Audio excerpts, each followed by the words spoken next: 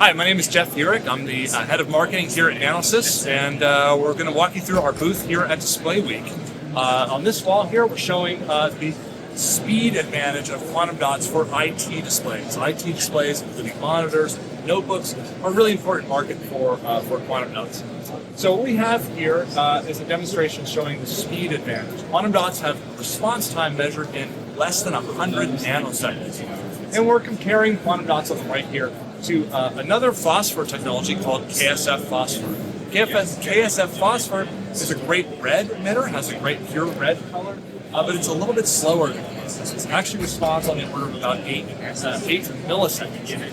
So we're using a meter here to measure the response time of each color in each display. And you can see the quantum dot display on the right has very sharp turn on and turn off time.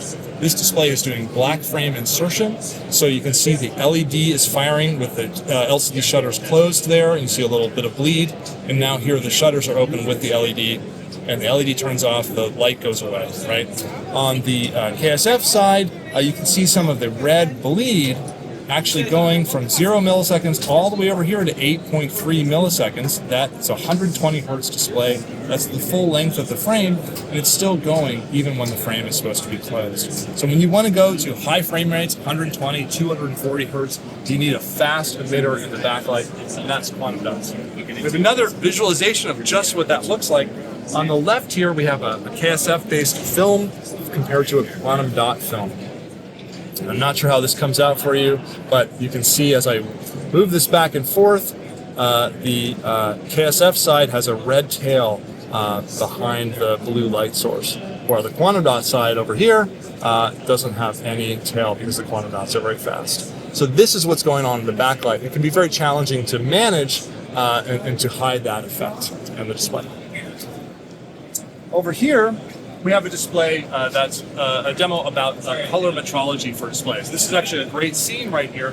These two displays are matched in terms of luminance, peak white luminance, chromaticity gamut, old-fashioned color gamut, and resolution. But you see here the difference in color brightness is pretty big.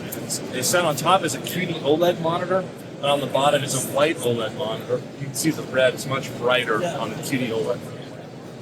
So we're introducing here, or just talking about a new metric for measuring the color performance of displays called gamut rings.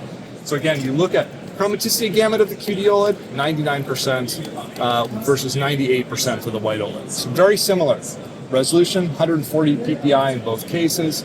Peak luminance is about 1,000 nits for both. So if you're a consumer, again, the price is the same too.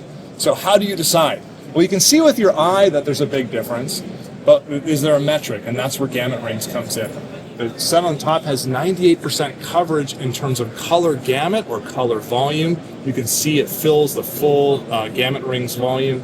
The monitor on the bottom here actually only has about 52% coverage of the gamut rings. It's a great way to describe gamut rings here. This shows coverage over the luminance, the volume. So in this middle of the gamut rings diagram, is the near black area, 0 to 10% of luminance. Each ring goes up 10% brighter in luminance until you're at 90 to 100 on the outer ring.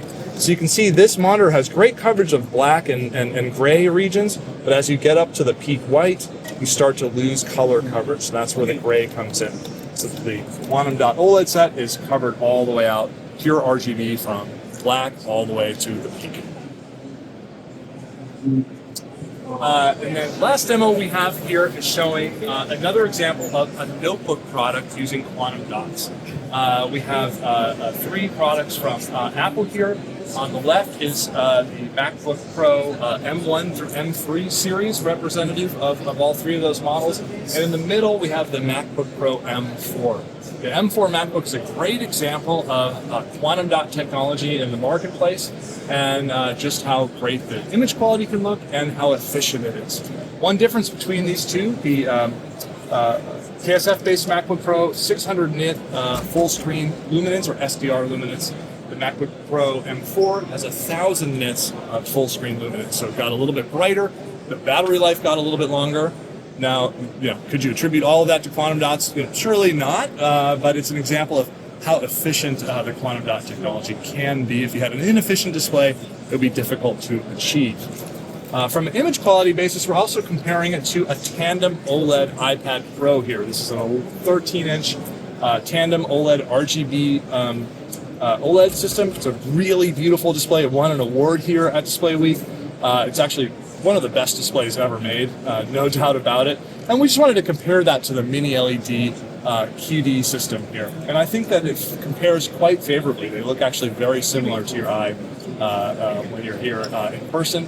And so one of the messages for us is, we think QD mini LED has a long way to go in notebook displays. I have one more demo here. It's to show the difference in the response time. So we showed over in the other display how the slow red can sort of ring after the frame closes. And then here on the KSF display in the left, you might see a blue tint to the white boxes. This is because this is a mini LED display, so it's a different kind of artifact. While the mini LED zone is turning on with the LCD shutter, the initial color is cyan, because the blue turns on instantly, and the beta Cylon green phosphor is very fast, on the order of microseconds, but the red takes about 8 milliseconds to warm up. So you only see a blue when you should see white. Quantum dots, of course, 100 nanosecond response time, pure white across the frame. That's it for IT.